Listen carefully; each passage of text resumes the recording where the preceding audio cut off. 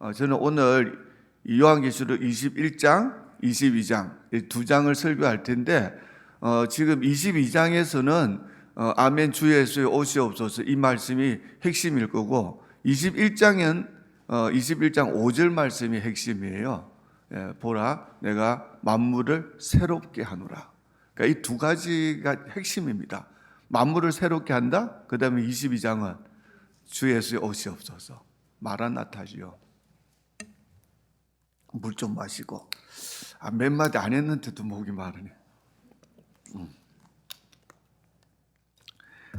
여러분, 그래서 이 요한계시록은 21장은 특별히 1절부터 한 5, 6절까지가 굉장히 중요한 내용들입니다. 그래서 그거를 좀 얘기를 하려는데 21장하고 22장 내용을 다 설명하려면 아마 제가 그 원고를 만들었거든요. 44페이지 정도 돼요. 그거 다 듣기를 원하시는 분은 저한테 개인적으로 전화 주시면 만나서 말씀드릴 텐데 아마 원하시는 분 한 분도 없을 겁니다. 그래서 그건 불가능하고 지금 시간도 얼마 없고 그러잖아요. 그래서 제가 생각해 보니까는 전체 다 전하는 것보다는 가장 중요한 거 꼭 알아야 될 핵심적인 그 몇 가지만 전하는 게 낫겠다 해서 그렇게 전하려고 합니다. 그래서 일단은 21장 1절 말씀, 21장 1절 말씀을 보여주시면 이게 이제 핵심적인 거죠. 22장 말고 21장, 21장 1절, 21장 네, 안 되면 내가 읽어드릴게요. 21장 1절에 또 내가 새 하늘과 새 땅을 보니 처음 하늘과 처음 땅이 없어졌고 바다도 다시 있지 않더라. 이런 말씀이 나옵니다. 뭐를 본다고요? 새 하늘과 새 땅을 본다. 그러니까 처음 하늘과 처음 땅은 없어졌고 바다도 없다. 그럼 처음 하늘과 처음 땅은 뭘까요? 지금 우리가 살고 있는 이걸 얘기합니다. 물론 이제 천년왕국 때 다 망가진 것이 천년왕국 때 이제 유토피아처럼 낙원처럼 에덴 동산처럼 회복은 되지만 회복돼도 여전히 그건 처음 하늘과 처음 땅이거든요. 근데 이 천년왕국이 끝나면서 이제 어떻게 됩니까? 이제 마귀고 죽음이고 사망이 뭐든 다 불못에 집어 던지면서 이제 결국은 하나님께서는 지금 우리가 살고 있고 보고 있는 지구만 얘기하는 게 아니라 온 우주 전체, 이 코스모스 전체를 어떻게 다 없애버린다고 얘기합니다. 그리고 완전히 새로운 새 하늘과 새 땅, 새 세상을 만든다는 거죠. 이거 갖고 많은 학자들이 지금까지도 서로 싸우고 있어요. 현재 우주가 완전히 사라지는 것인가 아니면 그냥 천년왕국 때 회복된 것을 좀 더 잘 회복시켜가지고 그렇게 하는 거냐. 여러분 그러니까 새 집을 사느냐 아니면 헌집 사가지고 리마델링 하느냐 그 차이를 지금 갖고 지금도 싸우고 있는데 여러분 어느 게 좋아요? 헌집 사가지고 리마델링 하는 게 좋습니까? 아니면 아예 새 집 사는 게 좋아요? 저도 그게 좋아요. 저도. 그런데 하나님은 리마델링 하시는 분이 아닙니다. 싹 없애고 새 하늘과 새 땅을 주신다. 그래서 오늘 이 말씀에 보니까 처음 하늘과 처음 땅이 없어졌고 했잖아요. 이 없어졌다는 그 헬라어를 보니까 이게 완전히 보냈다, 없앴다, 존재 자체가 소멸됐다. 그걸 분명히 그렇게 말씀하신 겁니다. 리마델링 아니고요. 네. 그리고 이 예언들이 또 나옵니다. 여기에 대해서 베드로후서 3장 10절과 13절 말씀에 뭐라 그랬냐면은 그날에 이제 주님이 이렇게 새롭게 하는 그날에 하늘이 큰 소리로 떠나가고 체질이 뜨거운 불에 풀어지고 우리가 그의 약속대로 의가 거하는 바 새 하늘과 새 땅을 바라보도다. 이 예언이 있는데 체질이 뜨거운 불에 풀어진다는 말씀은 우리가 원소라 그러잖아요. 원소. 모든 물질의 기초가 되는 원소는 그거는 안 없어지잖아요. 형태가 바뀔지 몰라도 안 없어진데 그런 게 우리가 뭐 물리학적으로 좀 배웠지 않습니까? 근데 이때는 이 원소 자체가 불에 타고 완전히 없어진다는 걸 얘기합니다. 진짜 없어지는 거예요. 완전히 없어지고. 그리고 13절에 보면은 의가 거하는 바 새 하늘과 새 땅을 보게 된다. 이런 얘기를 하고 있는데 지금 우리가 지금 말하는 이 새 하늘 새 땅에 나오는 새라는 단어 있잖아요. 뉴. 이거 보니까 헬라어로 카이노스라 그래요. 이 단어 뜻도 뭐냐 그러면은 완전히 새롭고 질적으로 완전히 다른, 그러니까 뭐에서 개조한 게 아니라 완전히 새로 창조된 그런 어떤 물질을 얘기한다. 그게 이제 그 의미가 되겠습니다. 이거 이사야서가 여러분 66장까지 있잖아요. 어떻게 나뉘는지 아십니까? 처음 39장, 그 다음에 27장. 39장과 27장으로 딱 나뉘는 것도 신기하지 않습니까? 39장이 구약 성경이 39권, 신약 성경 27권, 전체 성경 66권. 이사야서만 보면 이사야서는 완전 미니 성경과 같아요. 나뉜 것도 그렇고. 그러니까 우리가 지금 요한계시록 이게 지금 완전 마지막이잖아요. 신약 성경 마지막. 그것도 마지막 지금 21장 보고 있죠. 21장에 관한 예언을 정확하게 이사야서에서 예언하고 있는데 어디 있을까요? 진짜 똑같습니다. 이거 우연이라 말할 수 없는데 이사야 65장에 나와요. 이사야 65장. 거기에 뭐라 그랬나니까 비슷합니다. 이사야 65장 17절. 보라, 내가 새 하늘과 새 땅을 창조하나니 이전 것은 기억되거나 마음에 생각나지 아니할 것이다. 이게 어디 나온다고요? 이사야 65장 17절에 나온 말씀이에요. 예언된 말씀입니다. 여기 이사야서에 말하는 창조하다라는 이 히브리어가 뭘까? 여러분 이 세가족 반에서도 다 배우셨을 텐데 여기 말하는 창조가 바라라는 단어예요. 바라. 이 바라가 어디 나왔습니까? 창세기 1장에 태초에 하나님이 천지를 창조하셨다. 똑같은 바라라는 단어를 여기 썼다는 거지요. 그러니까 예수님께서 이 천년왕국 이후에 새하늘과 새 땅을 만드신다 할 때 쓰는 단어가 뭐라고요? 이 바라라는 단어단 말이죠. 바라는 무슨 뜻입니까? 바라는 우리 인간은 창조적으로는 할 수 있어요. 그런데 창조할 수 있습니까? 창조라는 이 바라의 의미가 뭐죠? 무에서 유가 나왔을 때 바라를 씁니다. 이건 하나님만이 할 수 있어요. 그럼 우리가 창조한다는 내가 창조적인 뭘 했다 이거 무슨 말이죠? 있는 거를 갖고 개조했다는 얘기죠. 조금 고쳤다는 얘기입니다. 모방을 했는데 똑같지는 안 하고 하나 붙이면. 여러분 박사님들이 진짜 창조적인 거를 발견합니까? 아니면 있는 거에다가 좀 보태고 빼고 해가지고 박사 됩니까? 다 그렇게 여러분 안 보셨나? 그런 거 박사들 논문 보면 밑에 있잖아요. 꼭 자기가 연구한 것처럼 써놓지만 밑에는 뭐 있습니까? 깨알 같은 글씨로 어디서 뺏겨왔는지 쫙 쓰잖아요. 그거 안 썼다가 나중에 박사학위 취소됩니다. 그러니까 박사는 그냥 남이 다 해놓은 거 그다가 숟가락 조금 얹어놓고 또 박사학위 따고 그러는 거예요. 박사 따기 쉽습니다, 여러분. 그러니까 뭐든지 남이 안 했던 거 조금만 해주면 돼요. 하나님은 그러신 분 아니에요. 창조, 무에서 유. 진화론이 뭘 설명 못해요? 이거 설명 못합니다. 진화론은 무에서 유가 나온다. 진화라도 뭐가 있어야지. 뭐가 빅뱅 이론도 처음에 뭐라도 쫓겨나면 점이라도 있어야지. 먼지 하나라도 있어야 뭐가 그게 어떻게 제거되고 할 텐데 하나님의 창조는 무에서 유. 그러니까 진화론이 얼마나 말도 안 되는 얘기입니까? 여러분, 그래서 창세기 1장하고 요한계시록 21장을 딱 비교가 돼요. 창세기 1장의 모든 것의 시작이면 요한계시록 21장은 모든 것의 끝입니다. 천지 창조하셨고 여기 21장 새하늘과 새 땅을 창조하시고 이 창세기 이제 거기 보면 태양을 만드시지요. 그런데 이제 요한계시록 21장 보면 태양이 필요 없어요. 이제 새하늘과 새 땅에서는. 왜요? 하나님이 빛이십니다. 그리고 밤이 있잖아요. 낮이 되고 밤이 되니 하루가 되고 그게 이제 창세기 1장에 나오는 얘기라 그러면 이제 요한계시록 21장에는 밤이 더 이상 없어요. 바다가 있습니다. 바다의 의미는 고난을 얘기해요. 고통, 환란, 혼돈 이런 게인데 이렇게 바다가 있었는데 새하늘과 새 땅에 바다가 없습니다. 저주가 시작됐잖아요. 요한계시록 창세기 3장에 보면 이제 아담과 하와의 타락으로 인해서 저주가 왔는데 이제 21장에 보면은 저주가 없어집니다. 이 죄로 인해서 사망이 왔잖아요. 창세기에 3장에. 그러면은 또 요한계시록 21장에서는 이 사망이 없어요. 죽음이 없어요. 생명나무 접근하지 못하게 돼요. 그리고 신락은 하게 됐는데 21장에 보니까는 요한계시록 낙원이 회복되고 생명나무가 있고 생수의 강이 흐르고 아무도 제어를 안 받고 거기서는 생명나무에 언제든지 나올 수 있고, 여러분 죄의 결과가 뭐냐? 슬픔, 눈물, 아픔, 고통, 이별, 이런 겁니다.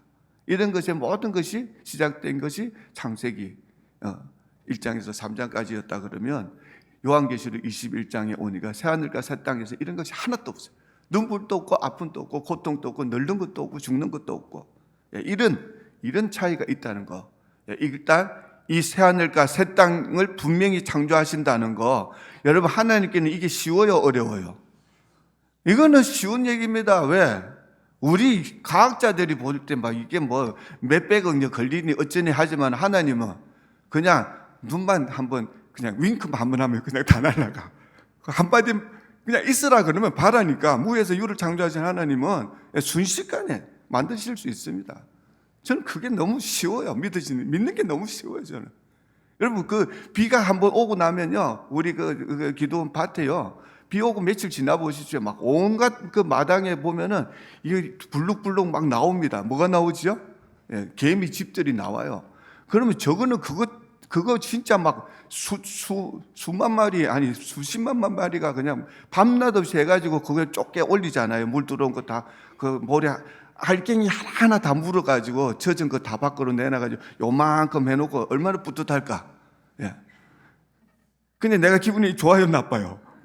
나쁘잖아. 그거 허무는데 여러분, 나도 똑같이 뭐 며칠 걸립니까? 몇 달 걸립니까? 아무것도 아니에요. 그거는 개미 입장에서 볼 때 그거는 엄청난 태산이지, 사람이 볼 때 아무것도 아니에요. 사람과 하나님의 차이를 여러분, 하나님 우습게 보면 안 돼요. 하나님은 유일하신 신이십니다. 무에서 유를 창조하시는 분.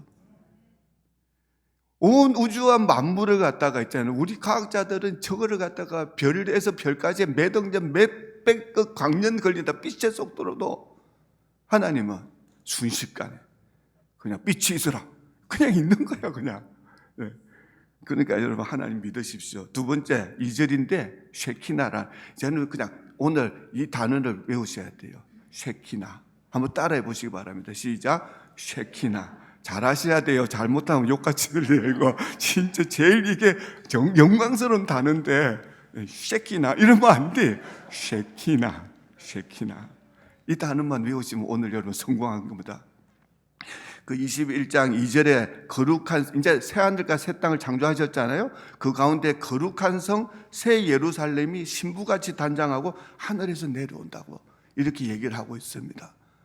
이거는 분명히 물리적인 도성이기도 하지만 또 이걸 갖다가 어린 양의 신부, 바로 교회, 우리들에게 또 비유하고 있어요. 7년 동안 단장하고 이제 그리스도와 함께 이제 새 하늘과 새 땅을 만들고 새 예루살렘은 분명히 7년 동안 하여튼 준비된 새 예루살렘 성이 하늘에서 내려온다고 이렇게 표현을 하고 있죠. 이 성이 얼마나 아름다운지 막 진짜 막 온갖 보석과 황금으로 다 장식되어 있고, 그리고 여기에는 12문과 12기초석이 있다고 얘기를 하는데, 이 12문에는 12지파, 이스라엘 12지파 이름이 있고 12기초석에는 12사도의 이름이 있다고 얘기해요. 드디어 이제 모든 구약의 성도들과 이스라엘이죠. 그리고 신약 시대 교회가 합쳐지는 것을 그렇게 설명하고 있는데, 여러분 하나님은 정말 아름다움이 극치십니다. 하나님은 아름다우신 하나님이세요.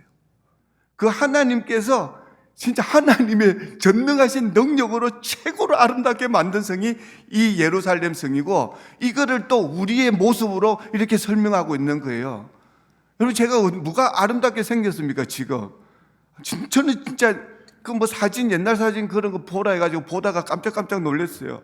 내 어릴 때 사진은 맨날 내가 삐져가지고 주둥이 이만큼 나온 사진밖에 없고, 내 젊을 때 사진은 전부 눈썹이 이렇게 돼 있고, 우리 와이프가 정말 싫어해, 내 젊을 때 사진은. 이건 무슨 깡패도 아니고, 깡패였지만 어쨌든 정말 못되게 생겨 처먹어 내가. 이런 인생. 이제는 또 늙어서 보기가 싫어요. 그런데 주님 나라 가면요, 내 모습이 정말 천사 모습처럼 바뀐다고 얘기하고 있습니다. 우리의 모습이. 여러분, 이게 저는 이해가 돼요. 왜? 교회라 그러면 여러분, 교회가 건물입니까? 사람입니까? 성도잖아요, 성도. 그래서 새 예루살렘 성을 갖다가 이렇게 성도로 이렇게 표현한 겁니다. 그럼 성도라고 했다가 그러면 건물은 교회 아닙니까? 우리 교회 건물도 교회예요. 그렇듯이 이게 물리적인 것도 맞다. 그래서 이 성이 문자적이냐 영적이냐 상징적이냐 둘 다입니다. 둘 다. 새 예루살렘은 실제 존재하는 하늘의 도성이고, 근데 또 동시에 교회의 영광스러운 성도들의 모습이다. 이렇게 보시면 되겠죠. 그럼 세키나는 언제 얘기할 거냐? 이제 지금 얘기하려고 하는 거죠. 그러니까 임한다 그래요. 임한다. 그러면 이 예루살렘 성전과 같은 이 하나님의 새 예루살렘 이런 성이 왜 필요할까? 그걸 지금 얘기하려고 그러는데, 먼저 셰키나의 의미가 뭐냐 그러면요, 셰키나라는 말씀은 셰켄이라는 게 히브리어 동사인데 거주하다, 거처한다, 이걸 얘기합니다.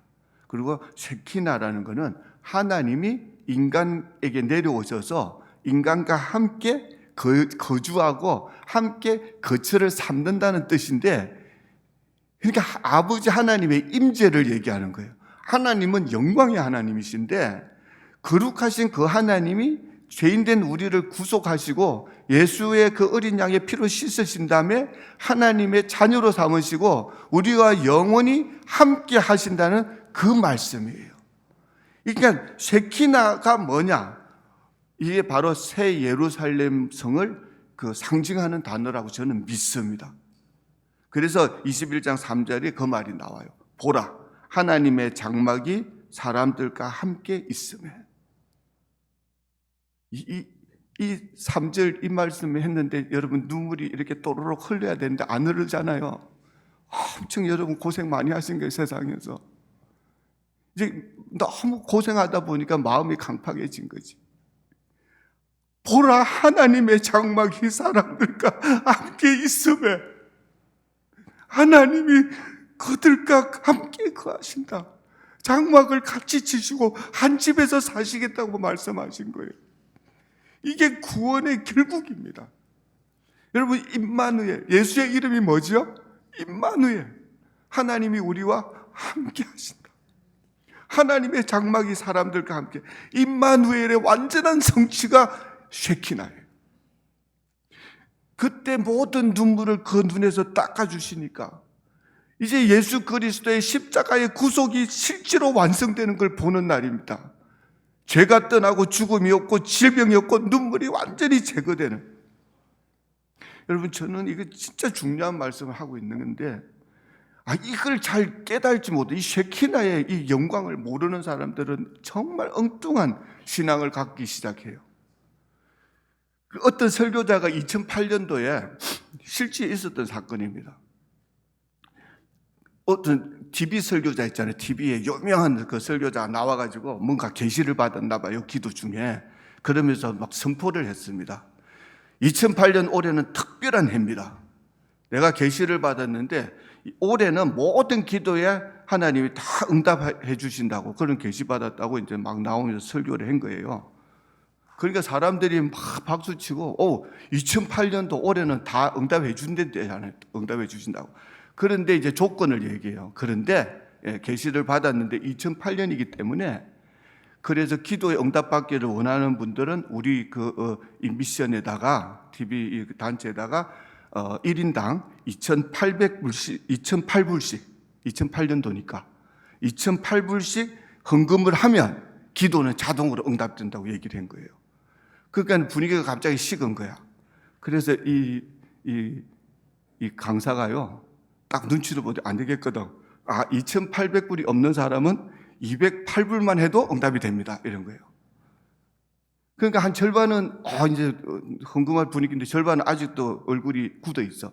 그래서 한 번 더 또 기회를 줘요. 208불이 안 되면 28불도 됩니다. 근데 또 한 10%는 아직도 안 낼 것 같아. 그래가지고 이 고민하고 있는데 앞에 아니다 달 어떤 성도가 딱 손을 들고 질문을 해도 되냐 해서 질문해라 그러니까 나는 28불도 없고 2불 80전도 되냐고. 그랬더니 이 강사가요, 쩐으로는 못 내려간다고. 그랬다 그래요. 그러면 이 강사나 거기에 와서 돈을 낼까 말까 고민하는 사람들이나 기도의 제목들이 뭘까요, 도대체? 그들의 소망이 뭡니까? 돈을 내고 기도 응답받고 그렇게 해서 그 기도할 내용이 뭘까요? 뻔하지 않습니까? 좋은 직장, 좋은 사업, 많은 수입, 좋은 차, 좋은 집, 좋은 음식, 무슨 사업적인 그런 어떤 문제 해결, 그거겠죠. 여러분, 그게 높은 소망입니까? 낮은 소망입니까? 그걸 소망이라고 말하기도 부끄러운 거 아닙니까, 여러분? 그리스도 예수가 이 땅에서 십자가에서 피를 흘리실 때 우리의 그런 소망, 낮은 소망을 위해서 십자가에서 죽으셨습니까? 저는 그걸 소망이라고 저도 생각하고 살았던 인생이에요. 적어도 29살까지는 내가 그런 소망을 갖고 하나님 앞에 기도하고 응답이 안 되니까 하나님을 떠나고 그랬습니다. 지금 생각하니까 너무 부끄럽고 수치스러운 거예요. 이게 돼지입니까? 사람입니까? 예수가 우리를 위해서 죽어주셨는데 기껏하시는 소망이 아직도 먹을 것 입을 것 눈에 보이는 것밖에 없습니까? 이런 설교하면 또 삐져가지고 또 교회 안 나오고. 여러분, 높은 소망을 가져야 될 줄 믿습니다. 가장 큰 소망이 뭘까? 새하늘과 새 땅에 들어가는데, 부활의 몸을 입고 들어가는데 거기 가서 좋은 집, 좋은 차 누리려는 게 아니고 거기 가서 가장 큰 소망은 하나님의 임재 그 영광 가운데 내가 들어가는 거예요. 그래서 얼굴과 얼굴을 보고 주님과 함께 왕노를 하게 될 줄 믿습니다. 쉐키나 영광은 하나님의 임재, 하나님의 영광이 충만한 걸 얘기합니다. 그래서 새하늘과 새 땅에 내려오는 그 새 예루살렘 그 성전에는, 그 새 예루살렘 그 도성 안에는 성전이 따로 없다고 그래요. 성전이 필요 없습니다. 성전은 하나님의 임재를 상징하는 거잖아요. 지금 이 교회도 하나님의 임재를 상징하기 위해서 있는 건물인데, 새 예루살렘 성에는 하나님 자신이, 하나님 아버지와 어린 양 예수가 거기 계시기 때문에 성전이 필요해요, 안 해요? 필요가 없어요. 하나님과 어린 양이 성전이라고 얘기한 겁니다. 거기에서 영생을 누리며 하나님과 친밀한 교제가 이루어지는 거죠. 우리 성도들의 최종 목적지가 뭐냐? 바로 그 쉐키나 영광 속에 하나님의 임재 가운데 들어가는 것인 줄 믿습니다. 여러분, 천국의 가장 큰 복은 진주문도 아니고 보석도 아니고 황금길도 아니고 하나님의 임재 자체가 복입니다. 이거 제가 왜 확신하느냐? 경험했어요. 맛배기를 봤습니다. 하나님의 선선하심을 맛보았어요. 29살 때 맛보았고, 그리고 또 30살 때도 맛보았고, 주님이 나와 함께 교제하시고 나를 만나주시는 거, 그리고 25살 때도 경험했었어요. 내 이름을 3번 부르시는 음성을 들었고, 그런 하나님의 그 임재를 경험할 때마다 내 속에 왔던 그 진짜 물밀들 정말 돌아버릴 것 같은 그런 기쁨과 만족과 평안과 자유, 그거는 여러분 세상에 무엇을 가도 바꿀 수도 없고 세상에 뭔 짓을 해도 그거는 맛볼 수 없는 거예요. 그 기억이 매일 있으면 좋겠는데 안 되잖아요. 예, 그럼 내가 진짜 미칠 거예요, 아마. 그러니까 내 평생에 그때 젊은 시절에 잠깐 있었고 그 이후로는 없어요. 그냥 추억으로 먹고 사는 거예요. 그때의 추억으로. 내가 기도하고 있는데 주님이 내 옆에 앉아 있어서 내가 뭐라고 했는지 모르지만 주님과 대화했던, 내가 그때 잠든 것도 아니요. 정신이 멀쩡했는데 눈을 감고 있는데 옆에 계신 주님이 보이는 거. 이런 그때 그때가 우리 집사람하고 결혼하려고 그때 이제 같이 그 청년들하고 요셉미티 갔다가 내려오면서 작은 기도원에 들어가서 같이 기도하다가 그런 경험들이 있었습니다. 나는 천국 가야 돼요. 주님 봐야 됩니다. 주님을 뵈야 돼. 여러분, 그게 새 예루살렘의 모습인데, 이 성은 일단 또 물리적으로 보니까는 이게 12,000 스타디온의 정육체, 정방육체, 뭐라 그래야 하여튼, 뭐 그런 거래요. 큐빅이란 얘기죠. 그러니까 이게 한 면이 2,200km, 그 1,500마일입니다. 그러면 그런 그 정방체가 어느 정도냐, 부피가 달 부피래요, 달 부피. 성 하나가 그렇다는 얘기죠. 그러니까 그때는 우리가 새 몸을 입고 있기 때문에 만져지지만 또 안 만져지는, 이 부활하신 예수님의 몸과 같은 몸을 입고 있기 때문에 지금처럼 이렇게 평면에 사는 인생이 아니에요, 그때는. 그러니까 그런 그냥 어마어마한 달만한 그런 그 공간 속에서도 얼마나 자유롭게, 얼마나 많은 것을, 얼마나 많은 공간을 우리가 누리고 살겠느냐. 그 성 자체가 그렇다는 것이요. 그러니까 새하늘과 새 땅은 우리의 이런 상식으로, 이런 3차원적인 상식으로는 도저히 이해가 안 되는 그런 나라입니다. 우리는 소망이 있는 자들이에요. 그리고 거기에는 보니까 생명나무가 있고 생명수가 있어가지고 하나님이 모든 것을 통치하시고 생명의 근원 되신 하나님으로부터 끊임없이 생명이 공급되고 있기 때문에 우리는 영원히 새 몸을 입고 살아간다는 그런 뜻이 되겠습니다. 여러분, 다시 저는 셰키나에 대해서 얘기하고 싶은 거예요. 여러분, 이제 22장으로 넘어와서 보니까 그 3절에서 5절까지 나오는데, 그게 보면 이런 말씀이 나와요. 그의 종들이 그를 섬기며 그의 얼굴을 볼 것이요. 우리가 하나님의 종들인데, 하나님의 종으로서의 가장 큰 특권이 뭐냐? 주인의 얼굴을 날마다 뵐 수 있는 것인 줄 믿습니다. 구약에서는 뭐라 그랬죠? 하나님 얼굴을 보면 적사예요. 왜? 죄 때문에 그래. 근데 새하늘과 새 땅에 들어간 우리는 죄가 있어요, 없어요? 죄가 없어요. 거룩하기 때문에 거룩하신 하나님을 뵐 수 있다는 말씀이고, 하나님을 배워도 죽지 않는다는 얘기입니다. 그리고 특별히 그 4절에 보면은 놀라운 말씀이 있어요. 지금은 우리가 하나님의 소유라는 걸 어떻게 아시죠? 하나님이 성령으로 인을 치셨으니까 알고 있어요. 근데 성령이 내 안에 와 계신 거를 난 증명은 못해요. 보이질 않으니까. 근데 이 새하늘과 새 땅에서는 어떻게 되는가?